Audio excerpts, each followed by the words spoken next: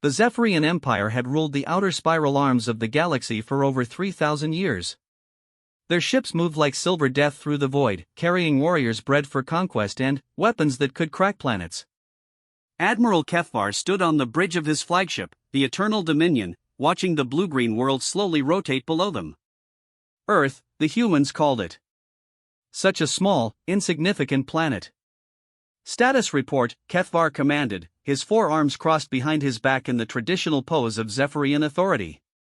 His species stood nearly 8 feet tall, with gray skin that seemed to absorb light and eyes like burning coals. Preliminary scans complete, Admiral, reported his tactical officer. Population approximately 8 billion. Technology level appears primitive. No energy shields detected around major population centers. Their spacecraft are chemical-fueled, barely capable of reaching their own moon. Kefvar's mandibles clicked in what passed for laughter among his kind. Primitive indeed. Have they responded to our presence? Several communication attempts from various locations on the planet. All in different languages. They seem divided. Excellent. Divided primitives fall easier than unified ones. The Admiral moved to the tactical display, where Earth hung like a jewel amid the darkness. Begin standard conquest protocol. Target major population centers first. Leave enough infrastructure intact for resource extraction. The human governments had been tracking the alien ships for 3 days now. At first, astronomers thought they were asteroids, unusual in their perfect formation and steady approach. Then, the objects began broadcasting signals, and the world held its breath. In the Pentagon's secure briefing room, General Sarah Martinez stared at the satellite feeds showing the massive vessels hovering in Earth's upper atmosphere. Each ship was easily the size of Manhattan, their hulls gleaming with an otherworldly metal that seemed to bend light around it. How many? President Jackson's voice was steady, but Martinez could see the tension in his shoulders. 12 confirmed, Mr. President. Each one appears to be heavily armed. We've detected energy readings that make our nuclear arsenal look like firecrackers. Any communication? Dr. Hassan from the linguistics team believes they're demanding our surrender. The broadcasts have been getting more aggressive over the past hour. President Jackson rubbed his temples. Humanity had always wondered if they were alone in the universe. Now they had their answer, and it wasn't the peaceful first contact anyone had hoped for. Military options, he asked. General Martinez hesitated. Limited, sir. Our satellites show their technology is centuries ahead of ours. Maybe millennia. But we won't go down without a fight. The first attack came at dawn over Tokyo. A beam of brilliant purple light lanced down from one of the alien ships, striking the financial district. Where once stood gleaming skyscrapers, only a crater of melted glass and twisted metal remained. The beam had lasted exactly 3 seconds. Within minutes, similar attacks hit New York, London, Paris, Moscow, Beijing. The aliens weren't trying to destroy humanity completely, just break their will. Each strike was precise, calculated to cause maximum psychological impact while leaving the bulk of the population alive. But they had miscalculated human nature. Dr. Elena Vasquez was in her laboratory at CERN when the attacks began. The brilliant physicist had been working on theoretical applications of quantum mechanics, specifically something she called dimensional resonance. Her colleagues thought her work was too speculative, too dangerous. The funding committees had nearly shut down her project twice. As she watched the newsfeed showing the devastation across the globe, Elena made a decision that would change everything. Her hands flew across the keyboard, inputting calculations that had only existed in theory. If her math was correct, humanity didn't need superior technology. They needed to think differently. Computer, begin simulation sequence Omega 7, she commanded. The massive quantum computers hummed to life, processing equations that pushed the boundaries of known physics. Elena had theorized that matter itself could be weaponized if you understood its fundamental relationship to spacetime. Not fusion, not antimatter, but something far more basic and terrifying. Admiral Kethvar watched the destruction with satisfaction. The humans' primitive communication networks were already buzzing with panic and calls for surrender. Several of their governmental leaders had attempted to establish contact, offering tribute and submission. Standard conquest pattern. Admiral, his communications officer called out. We're detecting unusual energy readings from the planet's surface. Specify. Unknown, sir. The readings appear to be coming from a facility in what the humans call Switzerland. Energy output is increasing rapidly. Kethvar's coal-red eyes narrowed. Weapons facility? Unknown. The energy signature doesn't match any known weapon type in our database. Monitor closely. If they're attempting to mount some primitive resistance, we'll crush it like the rest. But, deep in the tunnels beneath Switzerland, Dr. Vasquez was achieving something that would have been considered impossible just hours earlier. Her quantum field generators were creating a resonance pattern that affected matter at the subatomic level. She wasn't building a weapon in any conventional sense. She was building something that could reach across space itself. The breakthrough came when she realized that the alien ships, despite their advanced technology, were still made of matter. And all matter, regardless of its origin, obeyed certain fundamental laws. If you could manipulate those laws. Computer, target acquisition complete, she whispered, her voice hoarse from 12 hours of continuous work.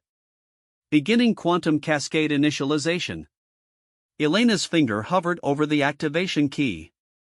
What she was about to attempt had never been tested on anything larger than a few atoms. The theoretical model suggested it would work, but theory and reality were sometimes cruel strangers to each other. She thought of Tokyo's crater, of the millions dead, of the alien ships hanging over Earth like monuments to human powerlessness. Elena pressed the key. The effect was instantaneous. Aboard the Eternal Dominion, every piece of technology suddenly began behaving erratically. Control panels flickered, life support systems struggled, and, most crucially, the gravitational compensators that kept the massive ships stable began to fail. What's happening? Kethvar roared as his bridge tilted sickeningly. All systems experiencing cascading failures, Admiral. It's as if the fundamental constants of matter are changing. The truth was more elegant and terrifying than the Zephyrian officer could understand. Elena's quantum cascade wasn't just affecting the aliens' technology. It was temporarily altering the binding forces that held their ships' matter together at the molecular level.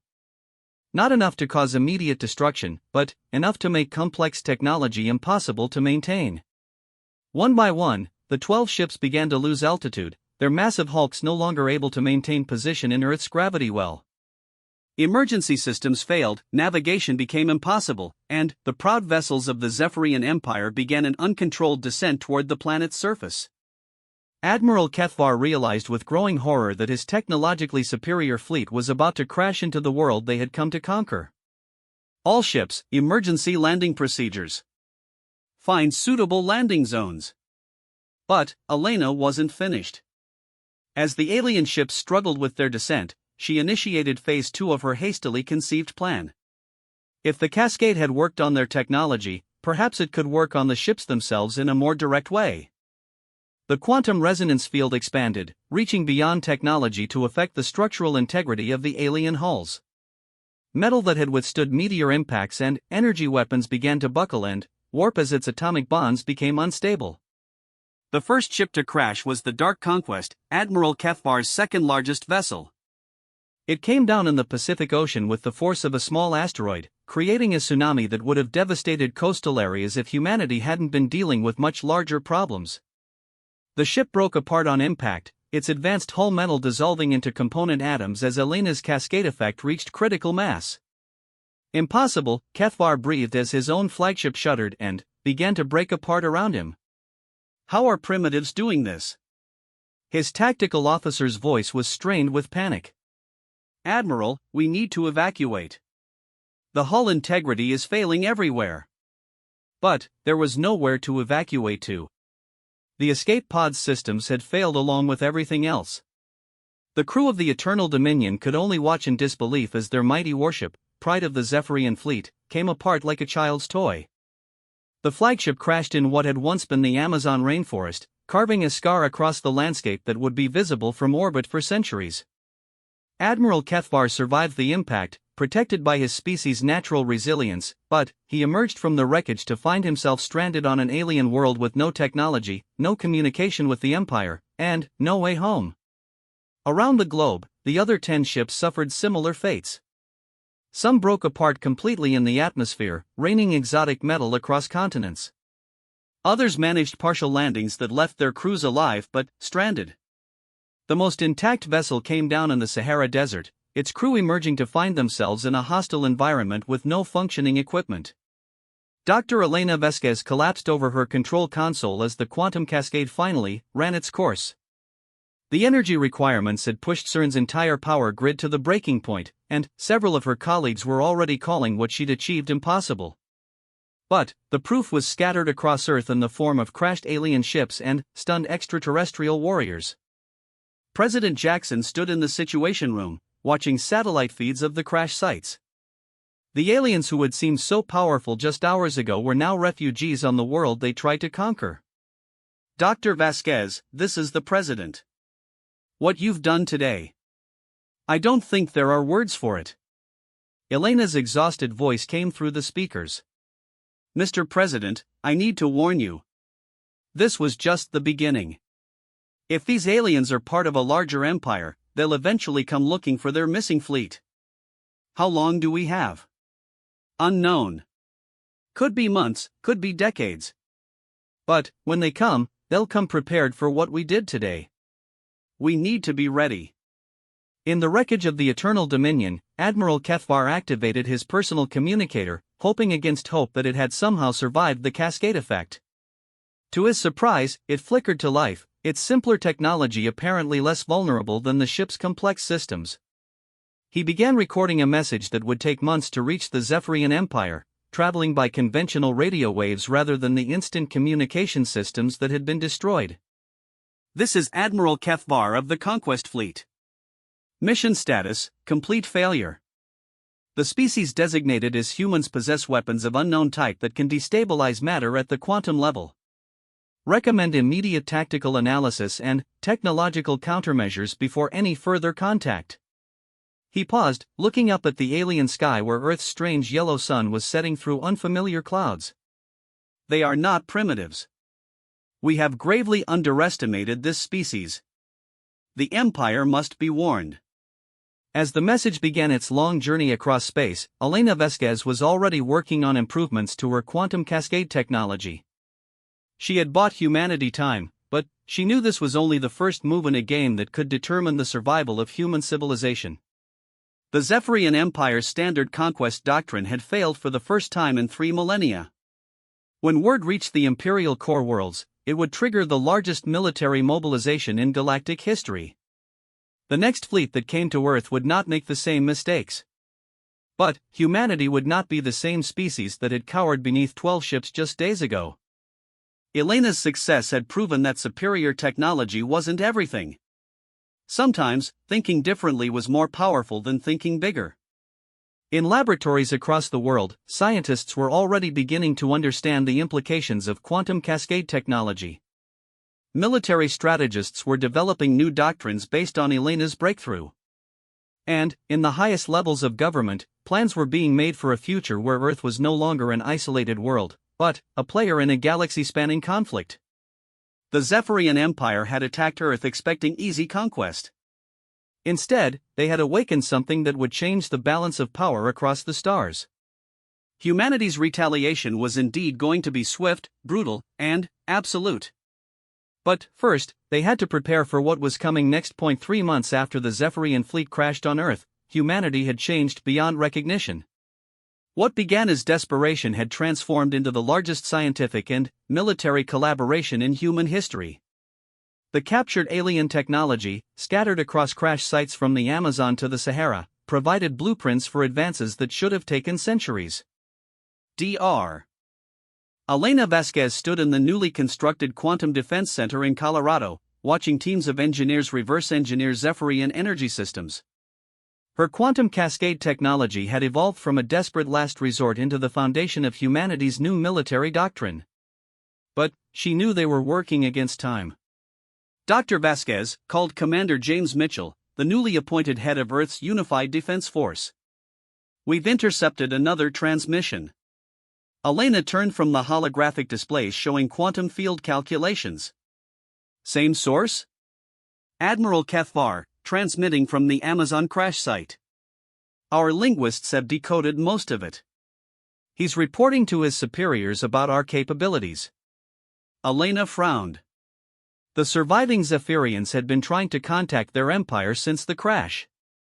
Most attempts failed due to their damaged equipment, but occasionally a message got through. Each transmission meant the Zephyrian Empire knew more about humanity's new weapons. "What's he telling them?" Mitchell pulled up a translated text on his tablet. "Technical analysis of the quantum cascade effect." "He's recommending they develop countermeasures before sending another fleet." "How long until they receive his messages?" "Our best estimate is 18 months for the signal to reach the outer edge of their territory. Add another year for them to mobilize a response fleet with new technology. We have maybe 3 years, total." Elena nodded grimly. 3 years to transform humanity from a single planet species into something capable of fighting a galactic empire. It seemed impossible, but then, again, so had destroying 12 advanced warships with theoretical physics. In the Sahara Desert, the most intact Zephyrian vessel had become humanity's greatest source of technological advancement. The ship's main reactor had survived the quantum cascade, providing scientists with their first working example of antimatter containment. The propulsion system revealed secrets of faster-than-light travel that had been purely theoretical just months ago. Dr. Sarah Chen, formerly of NASA, now led the most ambitious engineering project in human history. Teams worked around the clock to understand and replicate Zephyrian technology, combining it with human innovations in ways their original designers never intended. "The fusion drive is working," she reported to President Jackson during their daily briefing. "We've successfully modified their antimatter system to use our hydrogen fuel. It's not as efficient as their original design, but it'll push our ships to nearly half light speed." "How many ships can we build?" "With current resources? Maybe 50 in the next 2 years. They'll be smaller than the Zephyrian vessels, but faster and armed with Elena's quantum cascade weapons." President Jackson studied the technical schematics. Each human ship would be barely a tenth the size of a Zephyrian warship, but their weapons could potentially disable much larger vessels. It was a strategy born of necessity. Humanity couldn't match the Empire's massive resources, so they had to fight smarter. "What about defenses for Earth itself?" Dr. Chen highlighted another section of her presentation. "We're building quantum cascade satellites in lunar orbit. If another fleet arrives, we can create a defensive field around the planet. Any ship trying to approach will face the same molecular destabilization that brought down the first fleet." But humanity wasn't content to simply wait for the next attack. In facilities across the globe, they were preparing for something the Zephyrian Empire would never expect: a preemptive strike. Admiral Cathvar had adapted to life on Earth better than most of his surviving crew. The human governments had offered him and his people a simple choice: cooperation or imprisonment. Most chose cooperation, sharing technical knowledge in exchange for reasonable treatment. Cathvar himself had become an unofficial advisor on Zephyrian military tactics. "Your empire will not make the same mistakes twice," he warned Elena during one of their regular meetings. "They will come with ships specifically designed to resist quantum destabilization. Their hulls will use molecular binding agents that maintain stability even under cascade effects." Elena leaned back in her chair, studying the tall alien. "What else?" "Distance weapons. They will not approach close enough for your cascade fields to be effective. Particle beams that can strike from beyond your solar system. Planet crackers that can shatter worlds from light years away." "Planet crackers?" Cathvar's mandibles clicked in what Elena had learned was his species' equivalent of a grim smile. "Your people think in terms of conquest and occupation. The Empire is now thinking in terms of elimination. You have become a threat that must be completely removed. Elena felt a chill run down her spine. How long would it take them to build such weapons? They already exist. The question is whether the Imperial Council will authorize their use. Destroying inhabited worlds is costly. They prefer conquest when possible. And if conquest isn't possible? Then, Earth becomes a crater in space, and humanity becomes a cautionary tale told to other species. This conversation led to the most controversial decision in human history. If the Zephyrian Empire was preparing to destroy Earth entirely, then humanity's only chance was to strike first. Not defensively, but aggressively. They had to take the war to the enemy before the enemy could bring planet-killing weapons to Earth. The first human interstellar warship launched 6 months later. The UES Retribution was unlike anything humanity had ever built before. Its hull combined Earth steel with Zephyrian metal alloys, creating a composite material stronger than either alone.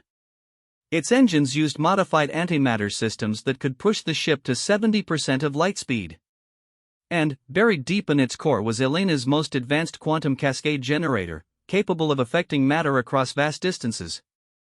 Captain Lisa Rodriguez had been chosen to command humanity's first strike against an interstellar empire. A former fighter pilot with degrees in both engineering and xenobiology, she represented the new breed of human warrior scientists that had emerged from the crisis.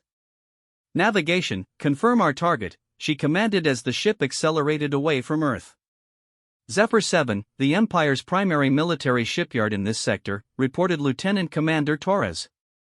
Distance, 47 light-years. Estimated travel time at current speed, 8 months. 8 months to cross interstellar space and strike at the heart of Zephyrian military power. The plan was audacious beyond reason, but humanity had learned that reason was sometimes a luxury they couldn't afford. The Retribution wasn't traveling alone. Following at carefully spaced intervals were 49 other human ships, each one carrying experimental weapons and desperate crews.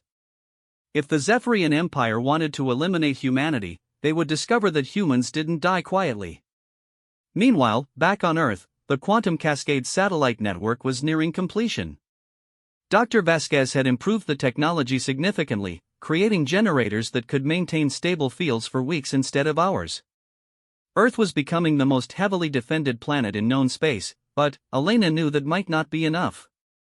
"Elena, you need to see this," called Dr. Hassan, the linguistics expert who had been studying Zephyrian communications. Elena joined him at his workstation, where alien text scrolled across multiple monitors. "What am I looking at?" "Intercepted military communications from the Empire. They're not just building a bigger fleet. They're building something called a stellar terminator." Elena's blood ran cold. Translation? Near as we can tell, it's a weapon that destabilizes stars. Makes them go supernova on command. They're planning to destroy our sun. It gets worse. According to these communications, they're building 12 stellar terminators. Enough to sterilize this entire region of space. Elena stared at the alien text, feeling the weight of an entire species' survival on her shoulders. The quantum cascade technology had bought them time, but the Zephyrian Empire was escalating beyond anything she had imagined possible. How long until the terminators are complete? The communications are fragmentary, but we think about 2 years. Maybe less. Elena made a decision that would have been unthinkable just a year ago. Contact Captain Rodriguez. The mission parameters have changed. Aboard the UES Retribution, Captain Rodriguez received Elena's updated orders with grim determination. The strike on Zephyr 7 was no longer just about destroying a shipyard. It was about capturing or destroying the Stellar Terminator project before it could be completed. Navigation, plot a new course. We're going deeper into Empire space. Captain, that will take us past multiple Zephyrian patrol routes. We'll be detected long before we reach the target. Rodriguez smiled coldly. That's the point. We want them to see us coming. The human strategy was evolving from desperate defense to psychological warfare. If the Zephyrian Empire wanted to escalate to weapons of mass destruction, humanity would show them that humans could be just as ruthless when their survival was at stake. Dr. Vasquez's latest innovation was called the viral cascade, a quantum effect that could spread from ship to ship through subspace communications. One infected vessel could theoretically disable an entire fleet simply by transmitting data to other ships. It was a weapon that turned the Empire's own advanced communication system against them. Upload complete, Elena announced as the Retribution received the new weapon data. Remember, this is untested on a large scale. We don't know what the side effects might be. Captain Rodriguez's voice crackled across the interstellar communication link. Dr. Vasquez, with respect, side effects are a luxury for species that aren't facing extinction. We'll make it work. As the human fleet continued its journey toward Zephyrian space, Admiral Cathvar worked with Elena to predict the Empire's likely response. His knowledge of Imperial strategy had become invaluable, even though it painted an increasingly dark picture of humanity's chances. They will interpret your attack as an act of total war, he explained. No negotiations, no surrender offers. They will commit every resource to your complete destruction. How many ships are we talking about? The full Imperial fleet numbers over 10,000 vessels. If they mobilize everything. Cathvar paused, his alien features unreadable. Your species is brave beyond reason, but bravery cannot overcome such odds. Elena looked up from her calculations. You're probably right. But, you're assuming we're going to fight them the same way you would. What do you mean? Elena smiled, and Cathvar was reminded why his people's first encounter with humans had gone so disastrously wrong. They thought differently about everything, including warfare itself. Admiral, your people fight by destroying enemy fleets and conquering worlds. We're going to fight by making it impossible for your empire to function at all. Before Cathvar could ask what she meant, alerts began sounding throughout the facility. The quantum cascade satellites had detected something approaching the outer solar system. Something massive. Status report. Elena called out. Long-range sensors show multiple objects on approach vector from Zephyrian space, reported the duty officer. Estimated arrival time, 6 hours.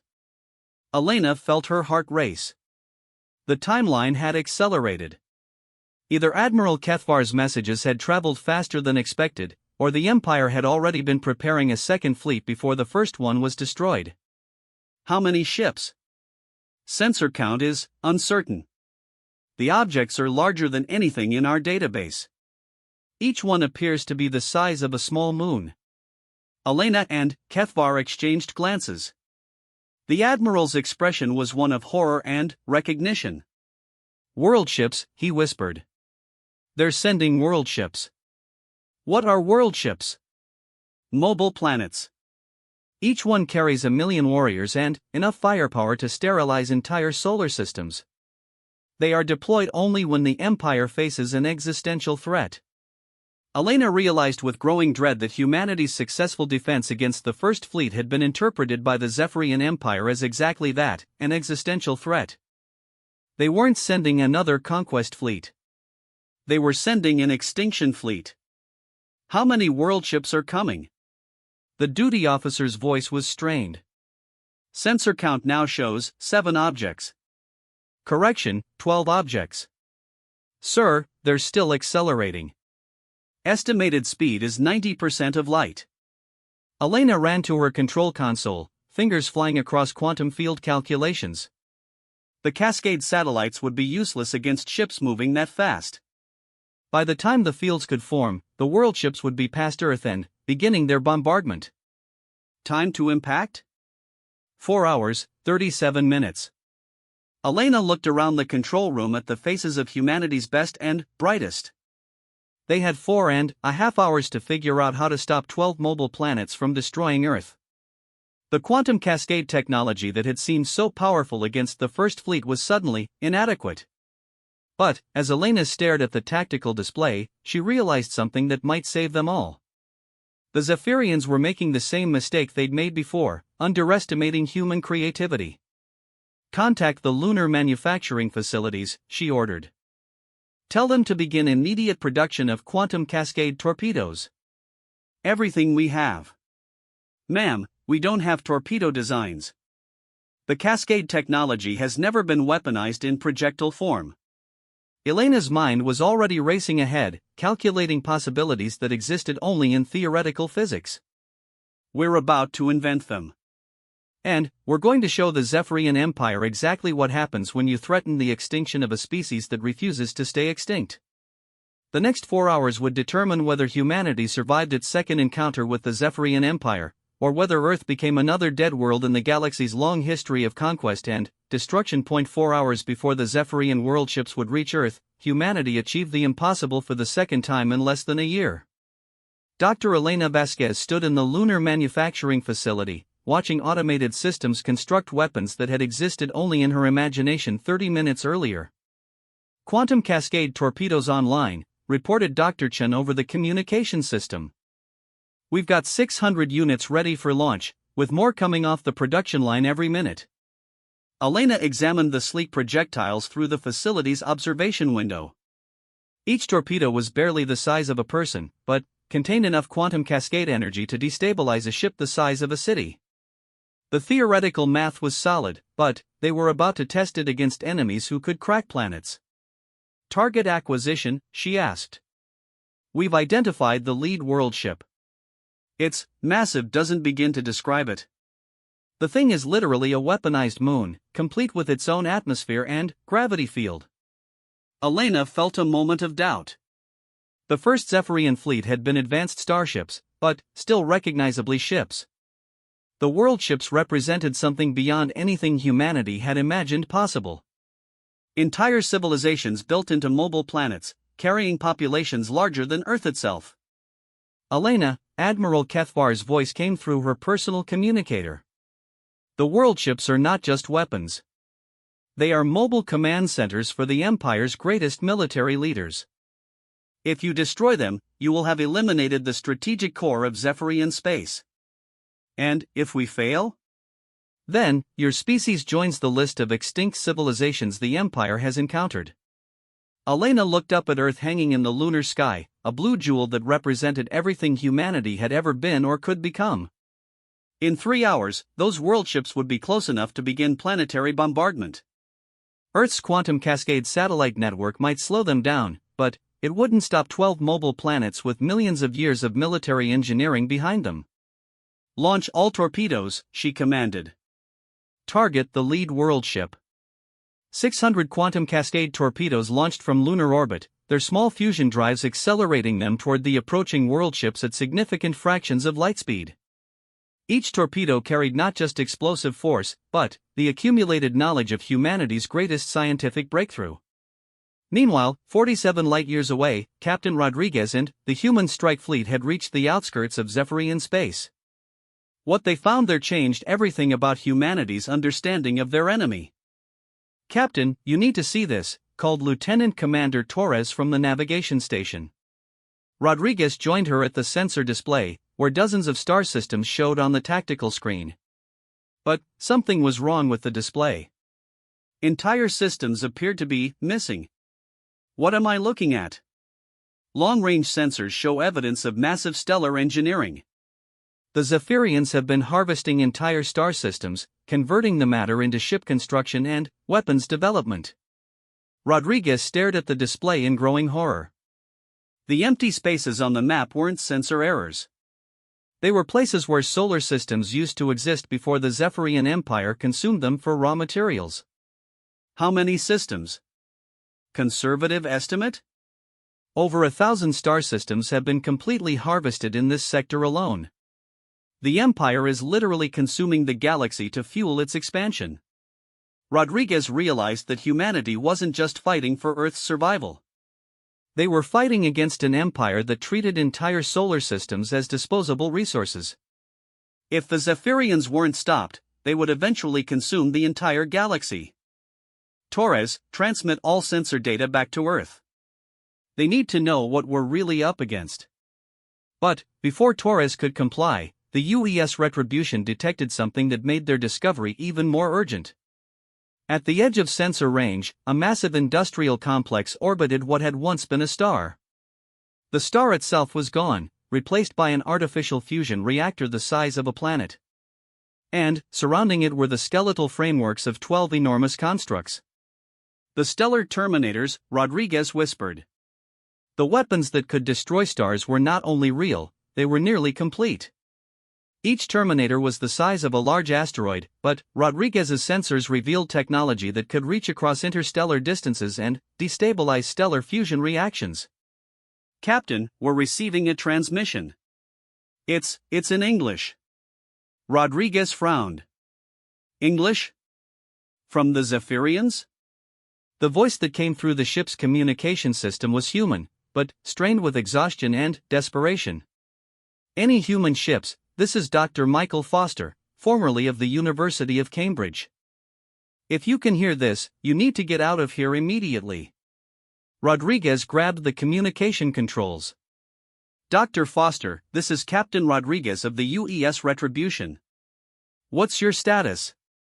Captain, thank God. Listen carefully. The Zephyrians have been capturing human scientists from Earth's databases. They've been using our own researchers to perfect weapons designed to destroy humanity.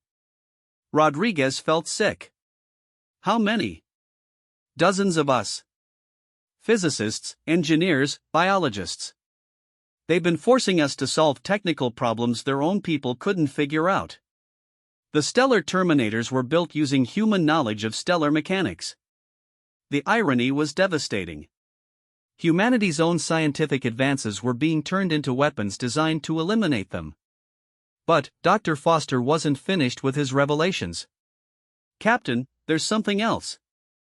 The Empire isn't just planning to destroy Earth. They've identified human quantum cascade technology as a galactic-level threat. They're preparing to launch a preemptive war against any species that might develop similar weapons. Rodriguez understood the implications immediately. Humanity's successful defense against the First Fleet hadn't just saved Earth, it had marked the human species as a threat to the entire galactic order. The Empire was planning to use the stellar terminators not just against Earth, but against any world that might potentially develop quantum cascade technology. Dr. Foster, can you sabotage the terminators? Not from here. But I can give you the technical specifications. If your people are as clever as they were with the quantum cascade, maybe you can find a way to turn these weapons against their creators. As Foster transmitted the technical data, Rodriguez made a decision that would reshape the course of the war. The human fleet wasn't going to destroy the stellar terminators. They were going to steal them. Back in Earth's solar system, the first wave of quantum cascade torpedoes reached the lead world ship. Elena watched from the lunar facility as 600 pinpricks of light converged on the massive enemy vessel. For a moment, nothing seemed to happen. Then, the world ship's forward sections began to flicker and distort. Cascade effect confirmed, reported Dr. Chen. The world ship's hull is destabilizing. But Elena's satisfaction was short-lived. The massive vessel simply adjusted its trajectory, using undamaged sections to maintain course toward Earth. Worse, the other 11 world ships had detected the attack and were now launching defensive measures. Multiple energy signatures incoming, warned the duty officer. The world ships are returning fire. Beams of concentrated energy lanced across space toward Earth's moon. The lunar facility's shields held, but Elena realized with growing dread that they were fighting enemies who could absorb tremendous damage and continue functioning. Launch second wave torpedoes. All remaining inventory. Elena, Admiral Kethvar's voice carried a note of respect. Your weapons are affecting the world ships, but they were designed to survive planetary-scale bombardments. You would need to hit them with the force of an exploding star to destroy them completely. Elena paused in her calculations. An exploding star? Supernova-level energies. Nothing less would penetrate their planetary shields, and Elena's eyes widened as she realized what Kethvar had just given her. Kethvar, what happens if a quantum cascade effect destabilizes the fusion reactions inside a star? Theoretical supernova, but the energy requirements would be The Admiral stopped mid-sentence as he understood what Elena was considering. You cannot be serious. The technology to trigger stellar cascade failure doesn't exist. It does now. Elena ran to her personal workstation, her fingers flying across calculations that pushed quantum mechanics into territory no human had ever explored. If she could modify the Cascade torpedoes to target not the world ship's hulls but their fusion power cores. Elena, no, Kethvar protested. If you trigger fusion cascade failure in a world ship's core, the explosion will be visible from neighboring star systems. The energy release could damage Earth itself. Better than extinction. Elena uploaded her new calculations to the torpedo production facility. The modified weapons would be larger, more complex, and incredibly dangerous to use. But they would turn each world ship into a miniature supernova. As the second wave of torpedoes launched toward the world ships, Captain Rodriguez and the human strike fleet were implementing their own desperate plan. Using information provided by Dr. Foster, they were attempting to capture not one but 3 of the stellar terminators. Boarding teams ready, Rodriguez announced. Remember, we're not just stealing these weapons. We're preventing them from being used to destroy entire star systems. The human ships approached the industrial complex using a combination of stealth technology and quantum cascade jamming. The Zephyrian defenders, designed to repel massive fleets, were unprepared for small, fast ships using tactics no civilized empire would consider. Boarding successful on Terminator 1, reported Major Santos. Dr. Foster's access codes are working. We have control of the weapons targeting system. Terminator 2 secured, called Lieutenant Hayes from another boarding team. This thing is incredible, Captain. It's basically an artificial black hole generator designed to trigger stellar collapse. Rodriguez coordinated the theft from her ship's bridge, watching as human engineers worked to understand technology that could destroy stars. The irony wasn't lost on her that humanity was stealing weapons from an empire that had built them using captured human scientists. All teams, we have a problem, warned Dr. Foster over the communication system. The Zephyrians have detected your presence. They're activating the remaining Terminators. Rodriguez watched her tactical display as 9 stellar Terminators began powering up. Each weapon was targeting a different star system, including several with inhabited planets. The Empire was planning to use humanity's raid as justification for beginning their galactic sterilization campaign. Foster, can we turn these weapons against the Empire? Theoretically, yes. But, Captain, if you target Zephyrian core systems, you'll be destroying billions of lives. Entire civilizations. Rodriguez felt the weight of galactic genocide on her shoulders. But then, she thought of Earth, of the world ships bearing down on humanity's home, of the Empire's plan to eliminate any species that might threaten their dominance. Dr. Foster, how many species has the Empire eliminated? According to their records, hundreds. Maybe thousands. They don't even keep complete counts anymore.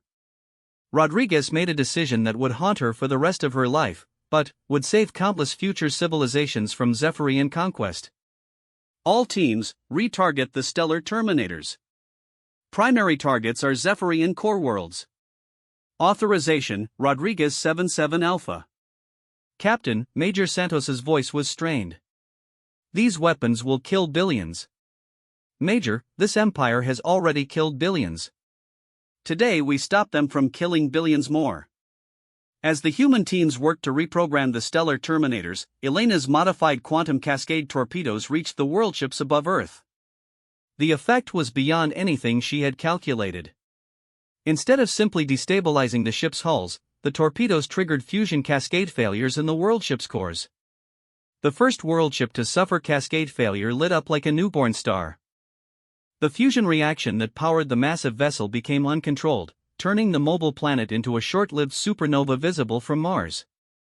The explosion was so powerful that it destroyed 2 neighboring world ships and damaged several others. Elena!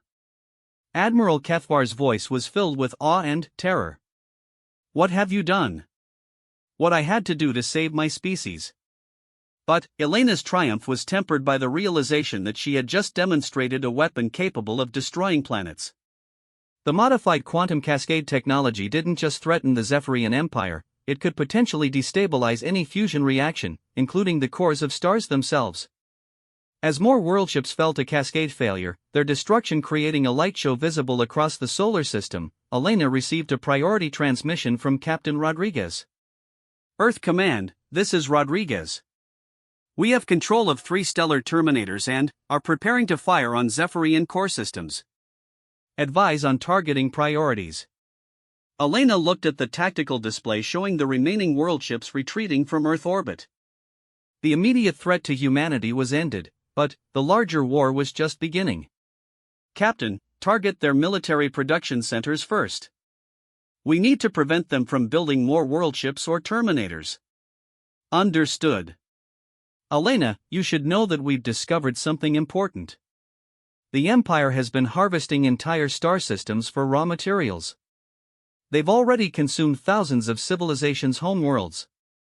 Elena felt a chill that had nothing to do with the lunar environment's cold. How long have they been doing this? Millennia. Maybe longer. Earth isn't just fighting for survival, Elena. We're fighting against an empire that treats entire star systems as disposable resources. As the first stellar terminator fired, sending its star-killing energy across interstellar space toward a Zephyrian military stronghold, Elena realized that humanity had crossed a threshold. They were no longer a single-planet species defending their home. They had become a galactic power capable of destroying stars and reshaping the balance of power across the galaxy. The war that began with 12 ships attacking Earth was ending with humans controlling weapons that could eliminate entire star systems. The Zephyrian Empire had wanted swift, brutal, and absolute victory over humanity.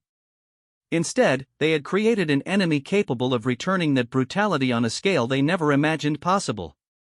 Admiral Kethvar, watching the destruction of his people's world ships, made a choice that would define the future of Zephyrian-human relations.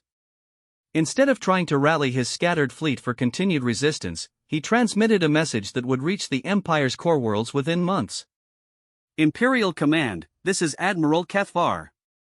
The human species has demonstrated the capability to trigger stellar cascade failures and control stellar terminator weapons. Recommend immediate cessation of hostilities and opening of diplomatic channels. The Empire's military advantage has been eliminated. As Kethvar sent his message, Elena was already working on her next breakthrough. The quantum cascade technology that had saved Earth could be modified further, potentially allowing humans to manipulate matter and energy on scales previously thought impossible. Elena, Dr. Chen called from her workstation. We're receiving surrender offers from Zephyrian fleet commanders across this sector. What should we tell them? Elena looked up at Earth hanging in the lunar sky, no longer threatened by extinction but forever changed by what humanity had been forced to become. Tell them that Earth is willing to discuss terms. But make it clear that humanity is no longer a primitive species hiding on a single planet. We're a galactic power now, and we will defend not just ourselves but any species threatened by imperial expansion. The Zephyrian Empire had attacked Earth seeking easy conquest. Instead, they had awakened a species that would go on to reshape the galaxy itself. Humanity's retaliation had indeed been swift, brutal, and absolute. But, more importantly, it had been precise, targeting the Empire's ability to wage war rather than seeking mindless revenge. As the last world ship withdrew from Earth's solar system and the stolen stellar terminators continued their work against Zephyrian military targets, Elena began planning for a future where humanity would never again face extinction at the hands of a galactic empire. The age of human isolation was over. The age of humanity as a galactic power had begun. And, across the stars, other species that had lived in fear of the Zephyrian Empire began to hope that the galaxy might finally know peace. But, Elena knew that peace would have to be earned, defended, and maintained. The quantum cascade technology that had saved Earth was now humanity's responsibility to use wisely. The galaxy was full of threats, but it was also full of possibilities. Humanity had passed its first test as a spacefaring civilization. The real challenges were just beginning.